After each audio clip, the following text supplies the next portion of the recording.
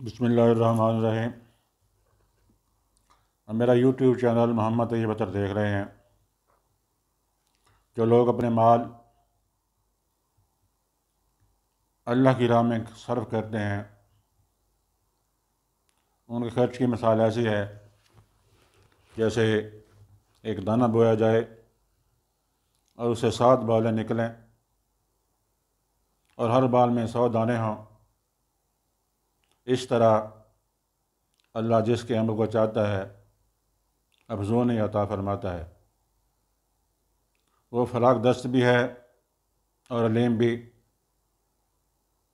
جو لوگ اپنے مال اللہ کی راہ میں خرچ کرتے ہیں اور خرچ کر کے پھر احسان نہیں جتاتے، نہ دکھ دیتے ہیں، ان کا اجر ان کے رب کے پاس ہے اور ان کے لیے کسی رنج اور خوف کا موقع نہیں۔ ایک میٹھا بول اور کسی ناگوار بات پر ذرا سی چشم پوشی اس خیرات سے بہتر ہے جس کے پیچھے دکھ ہو۔ اللہ بے نیاز ہے اور بردباری اس کی صفت ہے۔ اے ایمان لانے والوں، اپنے صدقات کو احسان جتا کر اور دکھ دے کر اس شخص کی طرح خاک میں نہ ملا دو جو اپنا مال محض لوگوں کے دکھانے کو خرچ کرتا ہے اور نہ اللہ پر ایمان رکھتا ہے نہ آخرت پر۔ اس کے خرچ کی مثال ایسی ہے جیسے ایک چٹان تھی جس پر مٹی کی تہ جمی ہوئی تھی۔ اس پر جب زور کمی برسا تو ساری مٹی بہہ گئی اور صاف چٹان کی چٹان رہ گئی۔ ایسے لوگ اپنے نزدیک خیرات کر کے جو نیکی کماتے ہیں، اسے کچھ بھی ان کے ہاتھ نہیں آتا، اور کافروں کو سیدھی راہ دکھانا اللہ کا دستور نہیں ہے۔ بخلاف اس کے جو لوگ اپنے مال محض اللہ کی رضا جوئی کے لیے خرچ کرتے ہیں اور دل کے پورے ثبات کے ساتھ خرچ کرتے ہیں، ان کے خرچ کی مثال ایسی ہے جیسے کسی سطح مرتفع پر ایک باغ ہو، اگر زور کی بارش ہو جائے تو دگنا پھل لائے، اور اگر زور کی بارش نہ بھی ہو تو ایک ہلکی فوار ہی اس کے لیے کافی ہو جائے۔ تم جو کچھ کرتے ہو وہ سب اللہ کی نظر میں ہے۔ کیا تم میں سے کوئی ایسا ہے جو یہ پسند کرتا ہے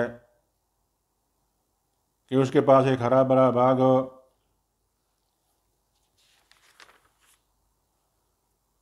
نہروں سے سراب، کھجوروں انگوروں سے اور ہر قسم کے پھلوں سے لدا ہوا،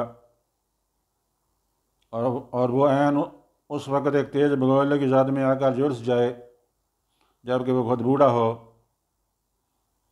اور اس کے کام سے نہ بچے ابھی کسی لائق نہ ہو۔ اس طرح اللہ اپنی باتیں تمہارے سامنے بیان کرتا ہے شاید کہ تم غور و فکر کرو۔ اے لوگو جو ایمان لائے ہو، جو مال تم نے کمائے ہیں اور جو کچھ ہم نے زمین سے تمہارے لیے نکالا ہے،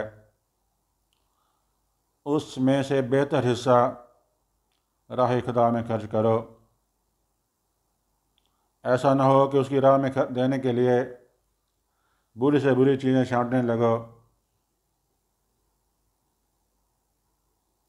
حالانکہ وہی چیز اگر کوئی تمہیں دے تو تم ہرگز اسے لینا گوارا نہ کرو، الا یہ کہ اس کو قبول کرنے میں اقدامات برت جاؤ۔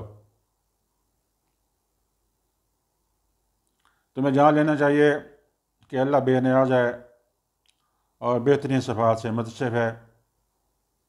شیطان تمہیں مفلسی سے ڈراتا ہے اور شرمناک طرز عمل اختیار کرنے کی ترغیب دیتا ہے، مگر اللہ تمہیں اپنی بخشش اور فضل کی امید دلاتا ہے اللہ بڑا فراق دست ہے، جس کو چاہتا ہے حکمت عطا کرتا ہے، جس کو حکمت ملی اسے حقیقت میں بڑی دولت مل گئی۔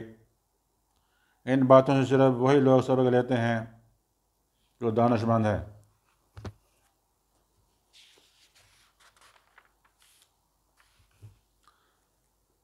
تم نے جو کچھ بھی خرچ کیا ہو اور جو نظر بھی مانی ہو، اللہ کو اس کا علم ہے، اور ظالم کا کوئی مددگار نہیں۔ اگر اپنے صدقات علانیہ دو تو یہ بھی اچھا ہے، لیکن اگر چھپا کر حاجت مندوں کو دو تو یہ تمہارے حق میں زیادہ بہتر ہے۔ تمہاری بہت سی برائیاں اس طرز عمل سے محو ہو جاتی ہیں، اور جو کچھ تم کہتے ہو اللہ کو بہرحال اس کی خبر ہے۔ لوگوں کو ہدایت بخش دینے کی ذمہ داری تم پر نہیں ہے۔ ہدایت تو اللہ جسے چاہتا ہے بخشتا ہے، اور خیرات میں جو مال تم خرچ کرتے ہو وہ تمہارے اپنے لیے بھلا ہے۔ آخر تم اسی لیے تو خرچ کرتے ہو کہ اللہ کی رضا حاصل ہو۔ تو جو کچھ مال تم خیرات میں خرچ کرو گے اس کا پورا اجر تمہیں دیا جائے گا، اور تمہاری حق تلفی ہرگز نہ ہوگی۔ خاص طور پر مدد کے مسئلے کے وہ تنگ دست لوگ ہیں جو اللہ کے کام میں ایسے گر گئے ہیں کہ اپنی ذاتی کسب معاش کے لیے زمین میں کوئی دوڑ دھوپ نہیں کر سکتے۔ ان کی خودداری کو دیکھ کر ناواقف آدمی یہ سمجھتا ہے، یہ گمان کرتا ہے کہ یہ خوشحال ہیں۔ تم ان کے چہروں سے ان کی اندرونی حالت پہچان سکتے ہو، مگر وہ ایسے لوگ نہیں ہیں کہ لوگوں کے پیچھے پڑ کر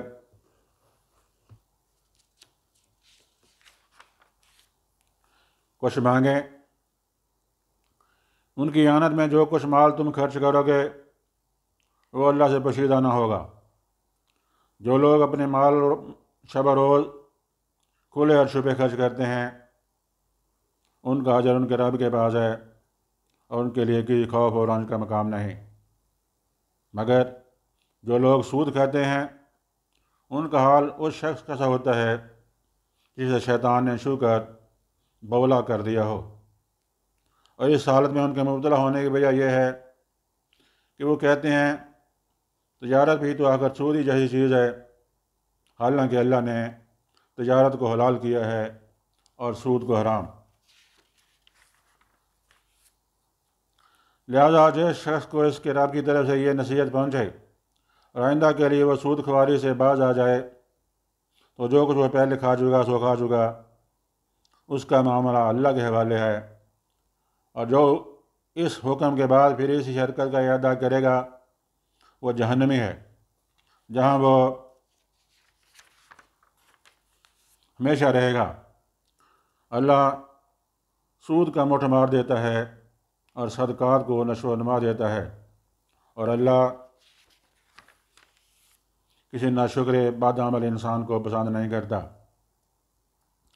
ہاں، جو لوگ ایمان لے آئیں اور نیک عمل کریں اور نماز قائم کریں اور زکوٰۃ دیں، ان کا اجر بے شک ان کے رب کے پاس ہے، اور ان کے لیے کسی خوف اور رنج کا موقع نہیں ہے۔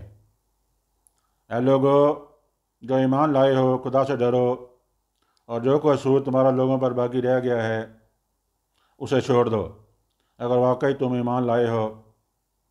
لیکن اگر تم نے ایسا نہ کیا تو آگاہ ہو جاؤ کہ اللہ اور اس کے رسول کی طرف سے تمہارے خلاف اعلان جنگ ہے۔ اب بھی توبہ کر لو اور سود چھوڑ دو،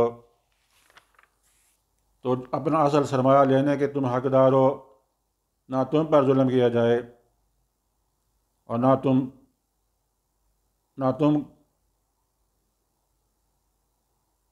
تم ظلم کرو اور نہ تم پر ظلم کیا جائے۔